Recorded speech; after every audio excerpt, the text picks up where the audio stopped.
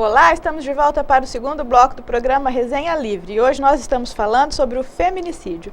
E temos aqui no nosso estúdio o Dr. Jaime Pimentel, que é professor do curso de Direito, é delegado e é mestre em Direito Processual Penal.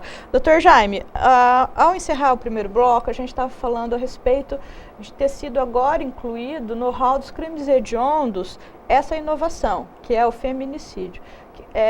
Em que agrava ser um crime hediondo?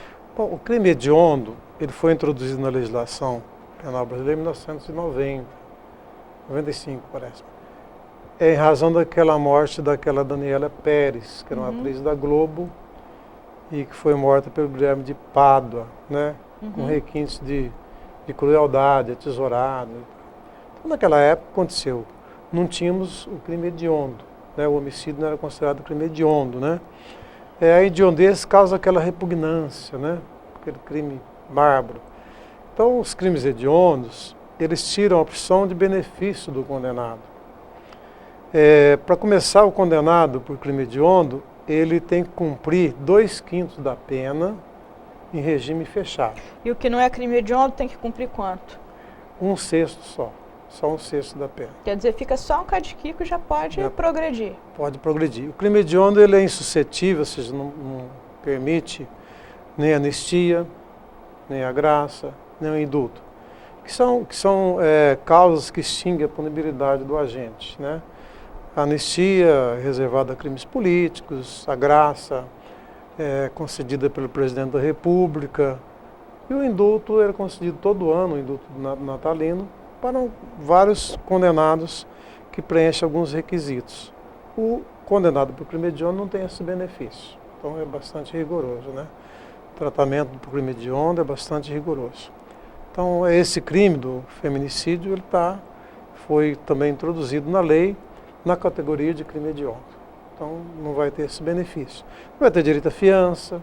Então, se ele é pego em flagrante, é preso em flagrante, o delegado não pode conceder fiança, tampouco o juiz, certo? Então, isso é uma medida bastante drástica no tratamento penal a esse crime. E só esse agravante vai servir apenas no caso do homicídio, por exemplo, se o sujeito pratica uma lesão corporal grave.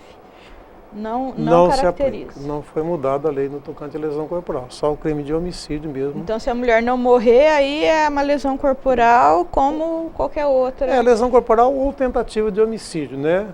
Se foi impedida a consumação do homicídio por circunstância alheia à vontade do agente, aí caracteriza. Quer dizer, o homicídio tentado vai ser qualificado. Vai ser qualificado dessa forma. Tentado e qualificado pelo feminicídio. Entendi. Ô Jaime, eu tenho visto alguns doutrinadores comentando a respeito disso e falando que essa lei ela viola os princípios constitucionais porque ela cria uma desproporção com relação ao crime cometido contra o homem, que então estaria sendo ferido o princípio da igualdade, porque o homem teria agora, diante disso, uma proteção à sua vida menor do que a mulher. Como é que você poderia, então, refutar esse argumento? Eu sei que é plenamente refutável, né? Mas como é que você argumentaria no sentido de que, pelo que eu percebi, você acha que a lei veio em boa hora, né?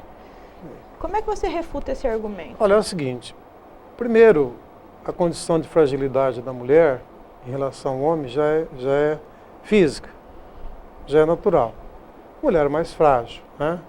Claro que nós temos exceções, temos mulheres que lutam judô, né? Mas são exceções. A constituição física da mulher é bem inferior à do homem, começa por aí, né?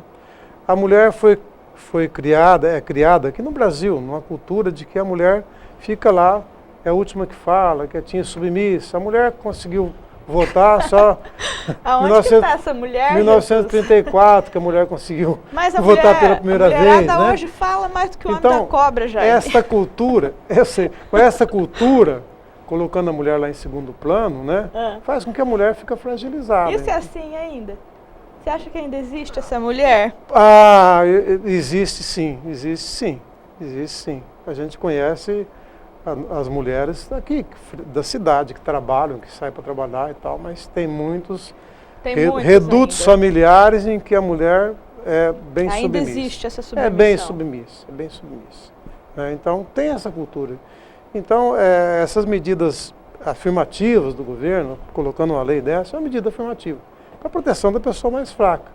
Eu não vejo que essa lei fere igualdade, porque não existe igualdade de direitos, tem que existir entre o homem e a mulher, mas igualdade real não existe. Aí seria aquela questão da igualdade material e da igualdade formal. Formal, claro. Porque formalmente eles são iguais, mas materialmente, no caso dessa relação de violência doméstica, a mulher é muito mais vítima do que o homem. Ela é muito mais vulnerável do que o homem. E a incidência também dos crimes cometidos contra a mulher no âmbito familiar é muito maior. Muito maior. Então seria uma maneira de equilibrar, de que essa relação de igualdade fosse restabelecida, uma vez que não existe essa relação no meio natural.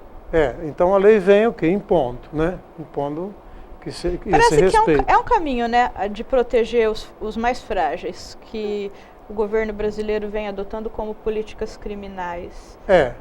Política criminal é isso aí, ela procura proteger os mais frágeis, né? Então nós temos, por exemplo, injúria por preconceito de raça, de cor, agora tem um projeto no Congresso Nacional do novo Código Penal, também colocando como injúria por preconceito em razão da opção sexual, né? Então está até esbarrando lá porque há muita discussão, enfim. Essa proteção dos mais fracos para os tem deficientes que vir, também, né?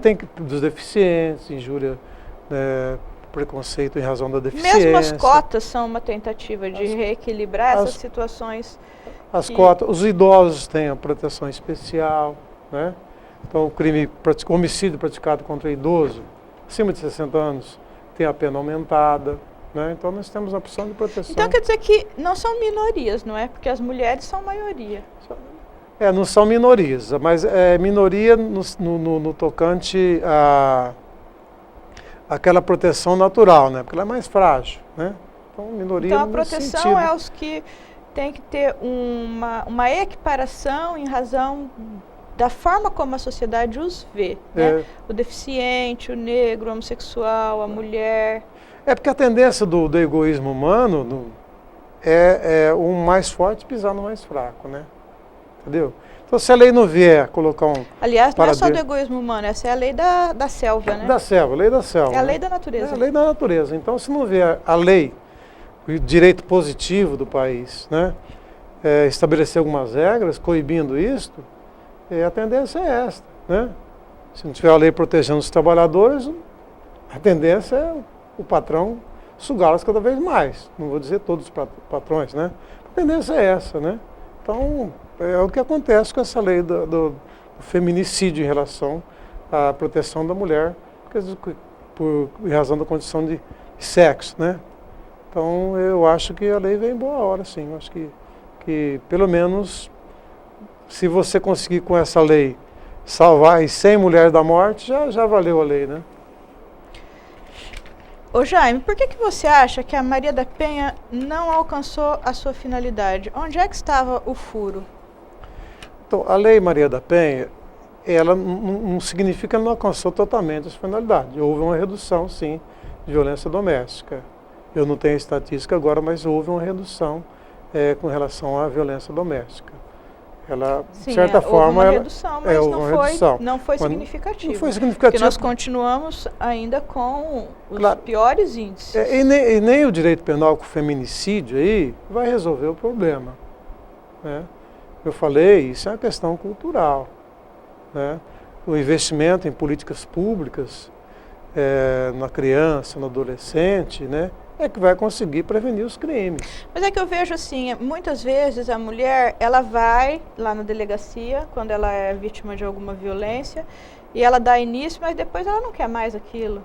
Por quê? Também existe, eu acho que do lado da mulher, uma posição que ela precisa assumir na vida dela, que não seja uma posição de vítima. É o seguinte, ela às vezes vai lá e, como dizem, retira a queixa, né?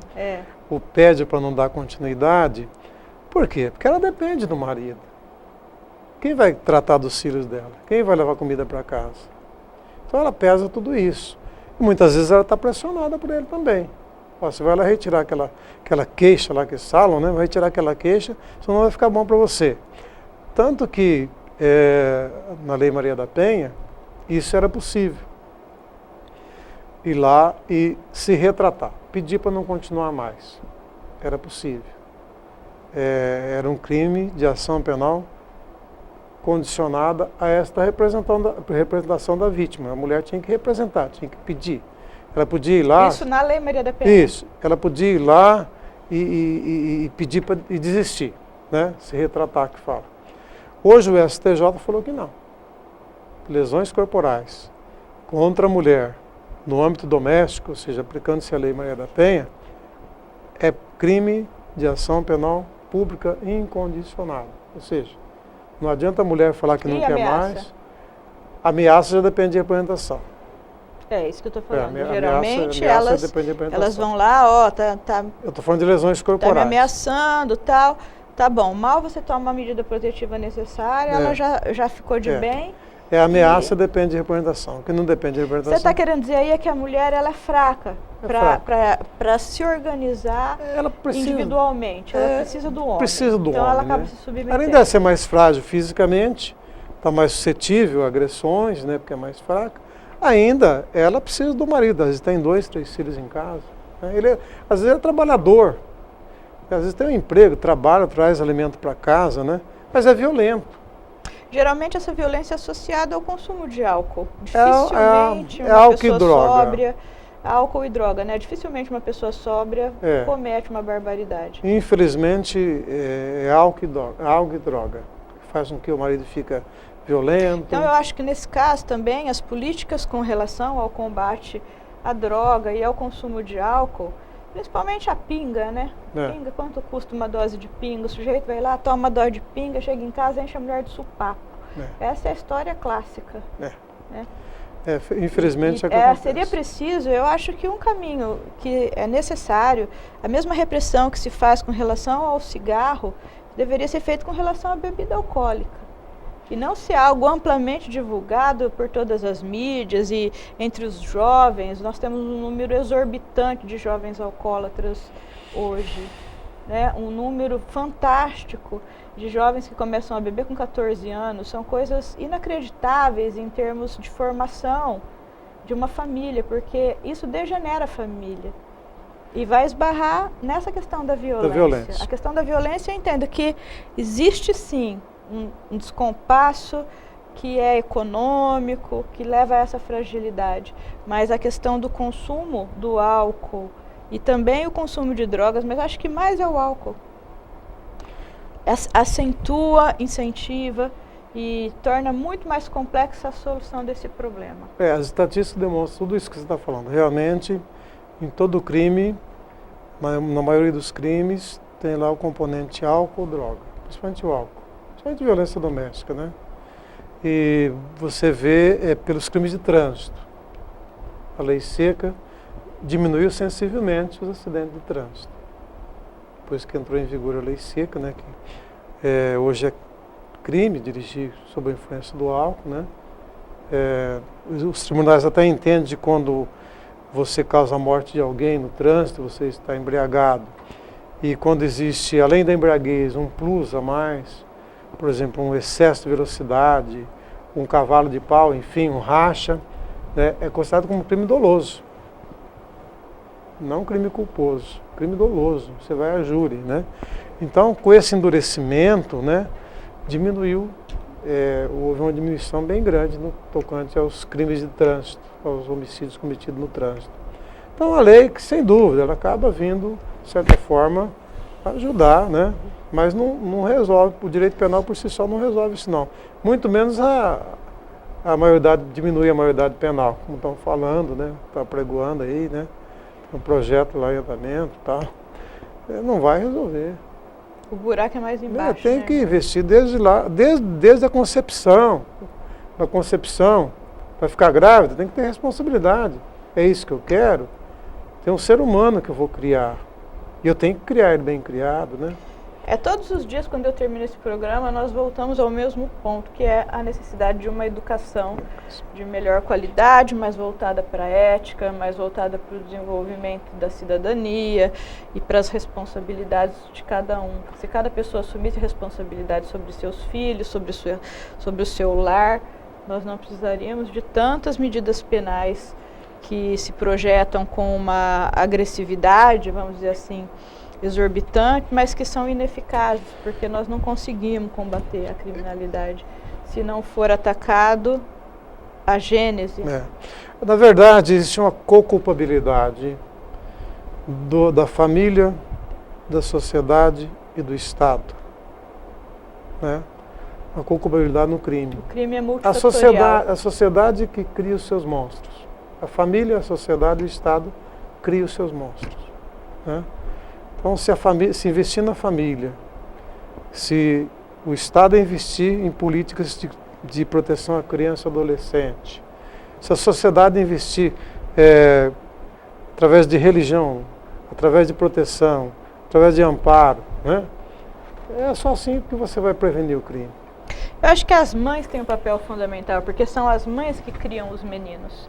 E uma mãe que cria um filho com uma visão machista, ela contribui para a disseminação de crimes como esse que a lei do feminicídio pretendeu coibir. Infelizmente o assunto está muito legal no sentido da lei e também do interesse das pessoas em tomar conhecimento do novo instituto. Mas nós vamos terminar por hoje, mas já fica o convite para você voltar, viu? Muito obrigado. Agora você vai ser freguês, você não me escapa mais tão cedo. Virei com prazer. Obrigado. O programa Resenha Livre fica por aqui e eu espero você na próxima.